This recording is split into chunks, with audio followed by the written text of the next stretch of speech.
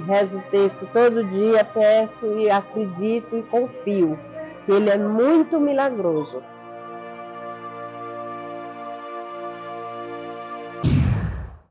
Mas veja, São Paulo meu. Muitas pessoas acham ainda que o bairro da Liberdade nasceu com japoneses. Não, o bairro da Liberdade ele existe há muitos anos, há mais de 400 anos. Ele nasceu com a história negra, com a história indígena aqui no nosso país. Na voz dos meus. A Capela dos Aflitos, ela é talvez um dos maiores receptáculos da memória paulistana, negro e indígena.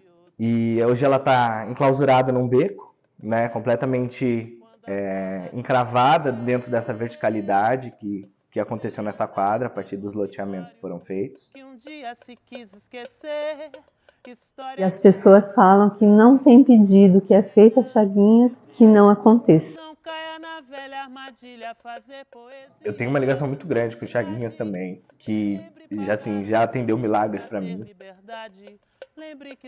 E a senhora ajoelha, bate 3 vezes na porta e deixa o seu pedido num papelzinho e acende vela, se a senhora quiser, tudo, que a senhora vai conseguir essa graça. Sou fato oculto da tua história, mas veja, ainda estou aqui.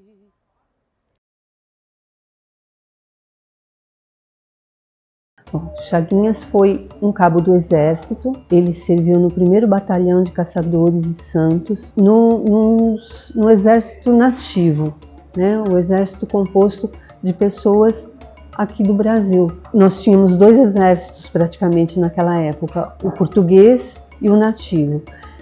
E Chaguinhas servia nesse batalhão na cidade de Santos, apesar de morar em São Paulo, aqui na Rua das Flores, bem pertinho da Capela dos Aflitos. A Rua das Flores fica ali próximo à Estação Sé. E a gente não tem exatamente a história, registros sobre ele precisos, de como ele foi servir, se ele nasceu liberto ou não. A gente sabe que ele era livre, mas não sabe o porquê, né? Em que condição ele nasceu. Ele servia em Santos e nessa época, 1821, nós estávamos muito próximos da independência. E o Brasil estava num conflito muito grande, né? Uns querendo a independência, outros não, e aquela divisão política, né? Por fim, havia uma diferença entre os 2 exércitos. O português era melhor remunerado, era melhor tratado, e o nativo vivia no estado de penúria.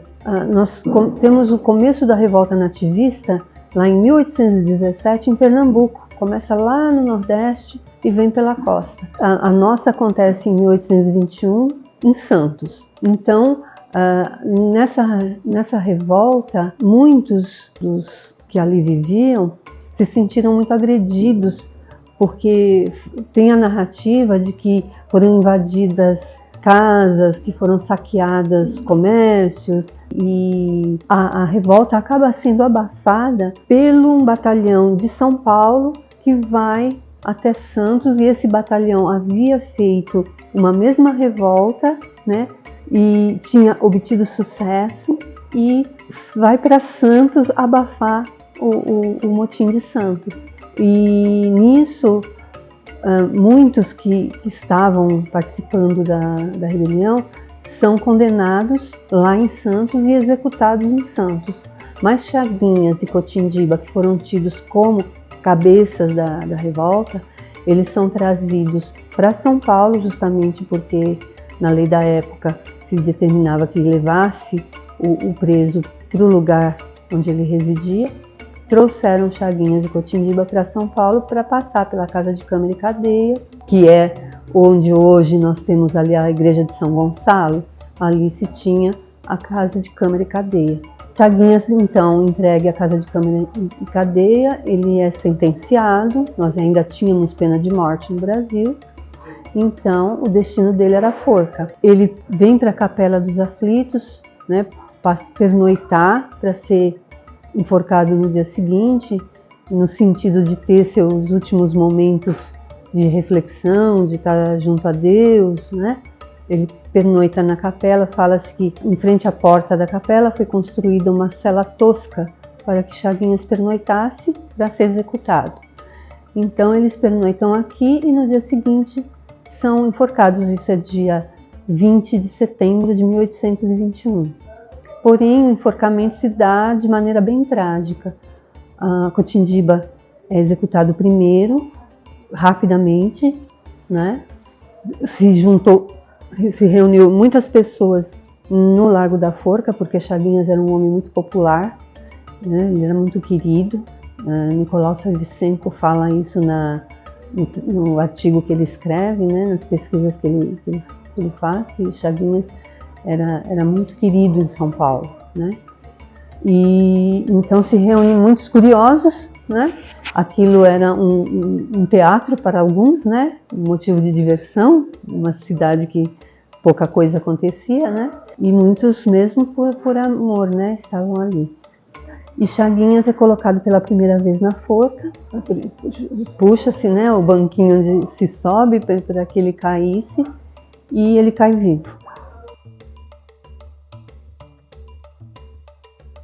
Para os católicos, isso já era um milagre. E Estado e Igreja caminhavam juntos. Se recorre ao Império, pedindo misericórdia por ele, né? Se joga sobre ele a bandeira da misericórdia, vai ao Império e é negado. E o povo pedindo pela liberdade dele. É negado, ele novamente é colocado na forca. Todo o processo se repete. Ele cai vivo pela segunda vez, mais uma vez se vai até o Império pedir por ele, né? O povo fica gritando por liberdade, liberdade, e novamente é negado. Na terceira tentativa, eles pedem um laço de couro. Alguns falam no açougue, mas era o matadouro, né? No matadouro, um arreio de couro para servir de forca. E colocam no pescoço dele e pela terceira vez ele cai vivo. E o povo torna a gritar, pedir por clemência, pedir por liberdade, mas ele é executado no chão. Aí já nem retornam no Império, né, para pedir a clemência por ele. Ele é executado no chão. Alguns falam que a pauladas, outros falam que a facadas.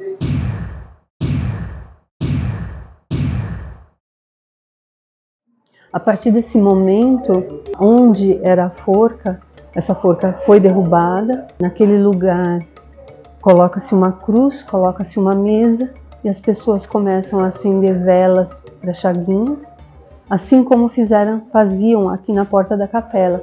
Também as mulheres negras, as mulheres pobres vinham acender velas para ele aqui na porta da capela. O que há de interessante nisso e que eu chamo de segundo milagre, porque o primeiro foi o rompimento das cordas, eu falo que o segundo milagre de Chaguinhas é justamente esse. Tem narrativa de que essas velas, nem com chuva, nem com vento, elas se apagavam, né?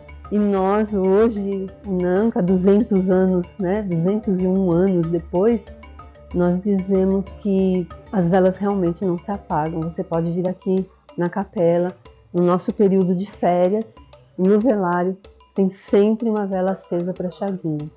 Elas não se apagam mesmo.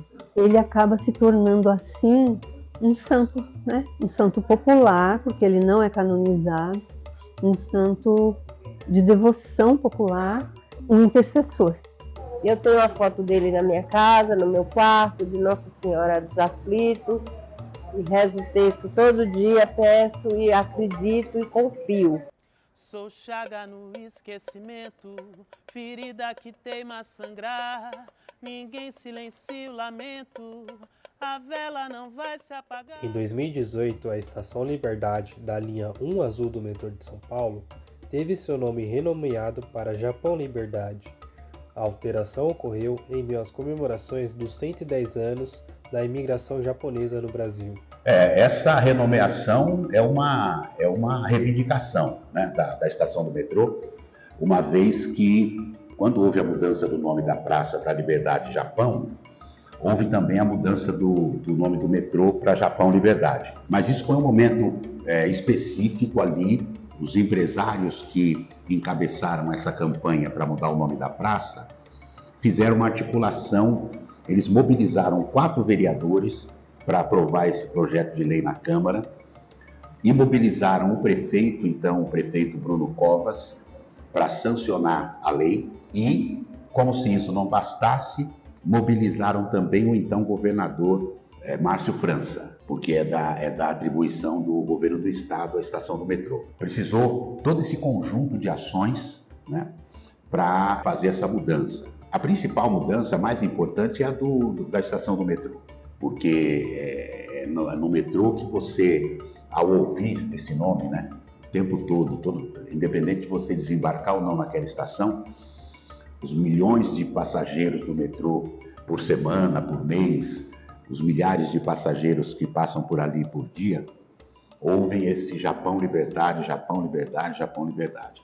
que é uma mensagem que vai consolidando uma presença ali naquela região. Recentemente, o vereador Reis conseguiu aprovar na Câmara Municipal a adição do nome África ao nome da praça. Então ficou Praça Liberdade África Japão. Como ele se elegeu deputado estadual agora em 2022, então ele apresentou um projeto de lei no sentido de mudar o nome do metrô também. Não sei se já apresentou esse PL, mas é uma intenção. Eu, particularmente, já fiz esse debate com o Reis, não acho conveniente a adição desse nome África. Acho que isso não resolve a questão. O ideal seria que a gente conseguisse revogar a lei que fez a primeira mudança. Porque a palavra liberdade, o nome liberdade, é um nome, além de ser um valor supremo, né, o valor da liberdade, o momento em que esse valor se materializa em todo o mundo, né, porque essa ideia de liberdade aparece com a Revolução Francesa. Não caia na velha armadilha, fazer poesia. O coletivo UNANCA, União dos Amigos da Capela dos Aflitos, foi criado em 27 de junho de 2018 para organizar, centralizar e se responsabilizar por toda a movimentação e busca de cuidados e providências para o restauro da Capela dos Aflitos e do Memorial. E a secretária me contou, me explicou sobre a obra, falou, vamos fazer um movimento? Falei, vamos sim, vamos fazer um movimento. E começamos ela começou a chamar os frequentadores, né, para articular esse movimento, e no dia 27, sem querer, acabou sendo no dia 27, nós nos reunimos pela primeira vez, né, em 5 pessoas, para decidir qual a primeira medida que a gente iria tomar. Então nós optamos por fazer um vídeo mostrando a situação e uma carta aberta. Essa carta aberta foi encaminhada para todos os órgãos responsáveis pelo patrimônio histórico, CONDEFAT, CONPRESP, DPH, Prefeitura, a própria Cúria, que é proprietária da capela, e para alguns políticos, né, que poderiam nos ouvir, e inclusive o Ministério Público. Então nós conseguimos o embargo da obra através dessa carta. Depois do embargo, o interesse do IPHAN foi despertado. O IPHAN pede uma prospecção do terreno e nesse momento, isso foi em dezembro de 2018, são encontradas 9 ossadas, né? Num pequeno pedaço de terra que foi prospectado, encontraram 9 ossadas. E ao fim encontraram então 9 remanescentes, cujo conjunto indica então 9 indivíduos, né? E um dos indivíduos estava com um acompanhamento, né? A gente fala acompanhamento funerário de contas, né? Contas geralmente são associadas a pessoas escravizadas. Então foi onde a gente começou a entender que havia probabilidade desse indivíduo, ou vamos falar dessa pessoa, desse ser humano, ser uma pessoa escravizada. Lembrança de tempos inglórios que um dia se quis esquecer. História de negros despertos que um dia ainda hão de rever. A Capela dos Aflitos foi alvo de um incêndio em 1994 e ficou anos sem reparação. Um projeto de restauro foi aprovado em 2011, mas nunca foi executado. Ela guarda, restaura há muito mais de 40 anos. E talvez se não fosse uma iniciativa de doação, talvez isso não acontecesse. Então isso me tocou, eu doei o projeto de restauro de uma forma completamente voluntária. A Arquidiocese aceitou, os órgãos aprovaram o projeto, o CONPRESP, que é o Conselho Municipal de Preservação, e o CONDEFAT, que é o estadual. O altar é um dos pontos que a gente mais demorou para entender o que a gente queria fazer com ele, né? A comunidade pensou muito a respeito dele, o que faria, se gostaria de um altar novo, se queria um altar com base no que ele era antes do incêndio. E aí a gente percebeu, né, dentro de uma deliberação coletiva, de que não faria sentido ter um altar novo, né? Porque a maioria das pessoas que vêm aqui, elas anseiam por isso, né? Que o espaço seja conforme antes do incêndio, porque o incêndio aconteceu por uma negligência. Então, de fato, ele tem que ser recomposto conforme ele era antes. Então, a gente tem algum pequeno, muito pouco, mas a gente conseguiu um acervo iconográfico, algumas fotos do altar como ele era antes, até de fiéis. Então, a gente fez um trabalho de... Você tem alguma foto sua na capela dos anos 80? Ajuda a gente! Então, teve algumas arrecadações de fotos e a gente conseguiu documentar bem ele para poder recompor como ele era antes. Então, tudo que a gente vê meio branquinho no altar, exceto aquelas partes ali que estão com gesso, mas essas colunatas aqui, essa parte aqui do entablamento daqui de baixo, elas são originais. E a gente vai fazer um processo que a gente chama de anastilose. Então, a gente vai recompor todo o madeiramento e todos os ornamentos conforme ele era originalmente, e os elementos que sobraram dele original vão ser inseridos, e vai ter uma diferença mínima de tom para perceber, olha, isso daqui faz parte lá do altar original dela. Tanta afetividade aderida nela e tanta devoção que ela se tornou o coração da capela. E de fato ela é o coração da Capela dos Aflitos. A porta é muito importante, mas mesmo que se alguma coisa acontecesse com ela, perdesse ela, o que faz ela ser ela é a devoção. É a devoção. Então ela vai ser completamente restaurada e recolocada aqui.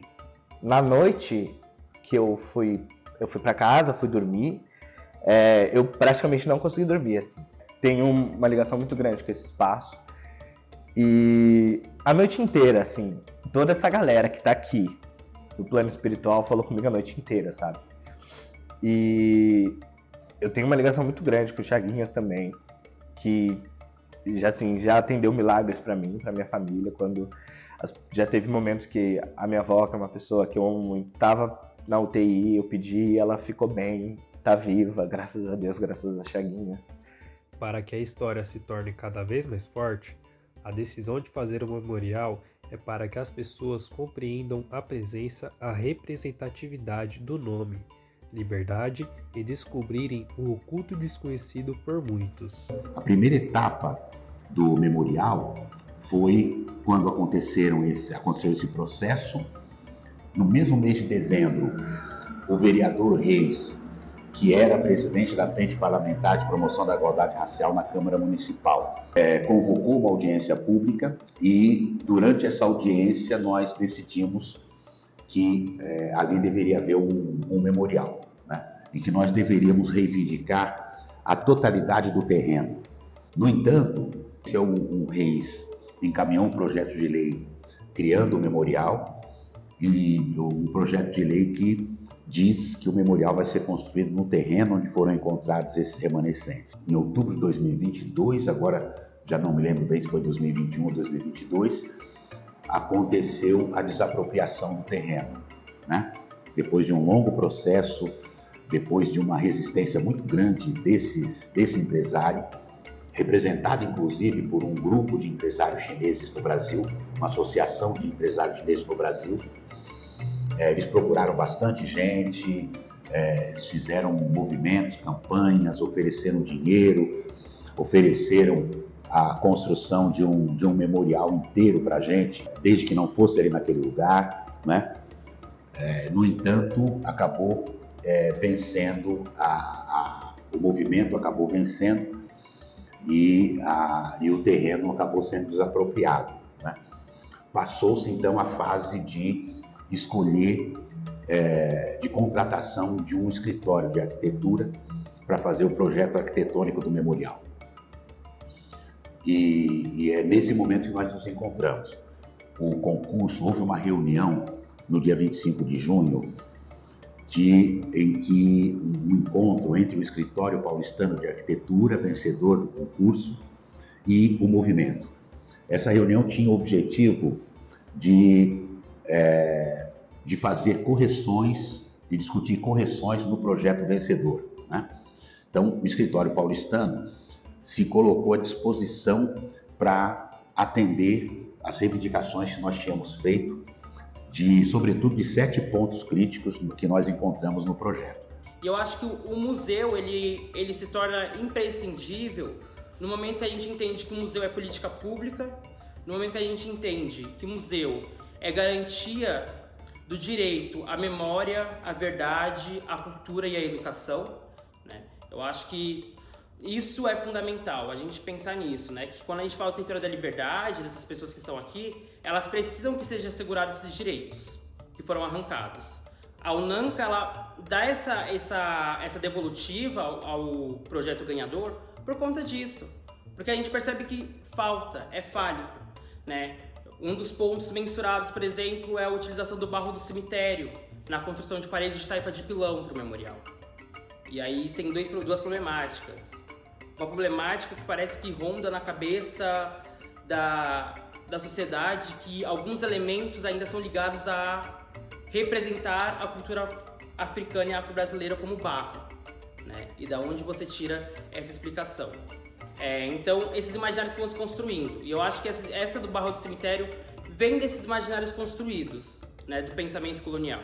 Então, o barro do cemitério foi uma das coisas apontadas, né, porque a UNANCA e, sobretudo, os fiéis que frequentam a capela consideram o barro do cemitério como um solo sagrado, e por isso não poderia ser utilizado para fazer taipa de pilão de forma alguma, né, até porque esses corpos estavam enterrados naquele lugar e esse lugar recebeu ritos de passagem.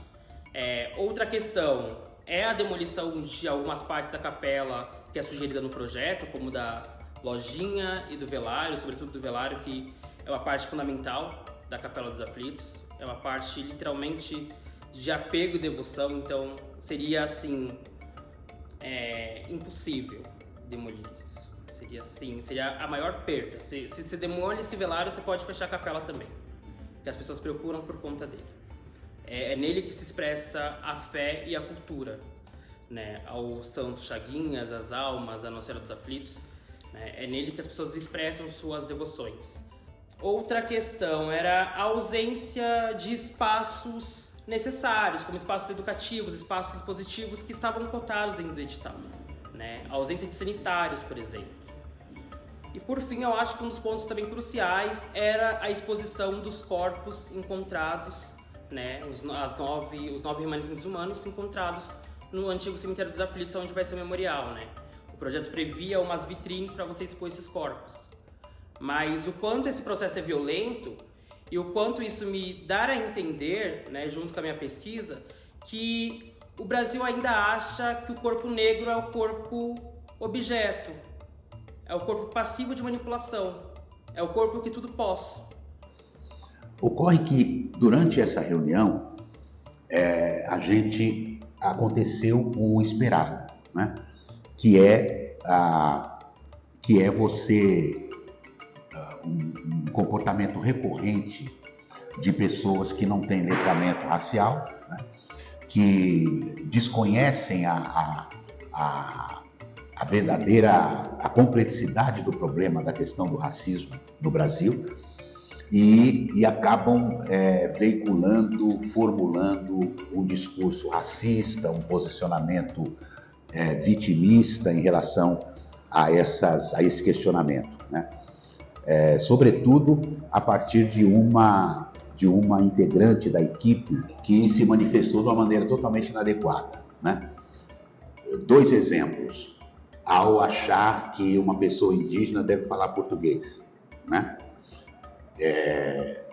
Outro exemplo, ao achar que o projeto do memorial deve contemplar todas as nacionalidades, né?